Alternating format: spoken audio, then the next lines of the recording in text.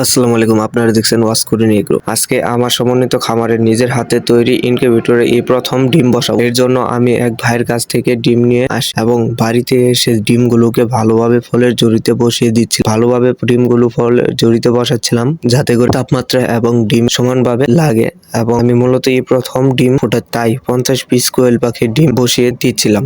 এরপর ডিমগুলোকে ইনকিউবেটরে দিতে হবে, তাই আমি প্রথমে আর্দ্রতা নিয়ন্ত্রণের জন্য একটি পানির পাত্রে পানির লাইটের নিচে নিয়ে রাখি যাতে আর্দ্রতা নিয়ন্ত্রণ করা যায়। এরপর একটি খালি ঝুড়ি দিয়ে রাখি এবং দুই খালি ঝুড়ির উপর ডিম ভর্তি ঝুড়িটা দিয়ে দিই যাতে ফ্যানে বাতাসে তাপমাত্রা গুলো ডিমেতে সরাসরি লাগতে পারে এবং সবকিছু ঠিকঠাক আছে কিনা তা দেখছিলাম। কিন্তু কোয়েল পাখির 17 দিনে ডিম ফুটে বাচ্চা বের হয়, তাই এই 17 দিন আমাকে এই ডিমগুলোকে নিজের হাতে ঘুরিয়ে দিতে হবে, কারণ আমার এই ইনকিউবেটরটি ম্যানুয়াল। এটি অটো কন্ট্রোলার, ঠিক আছে, কিন্তু ম্যানুয়াল। তো আজকে ভিডিওটা এই পর্যন্ত। যারা আমার চ্যানেলটি এখনো সাবস্ক্রাইব করেনি অবশ্যই চ্যানেলটি সাবস্ক্রাইব করে আমাদের পাশে থাকার আশা করি।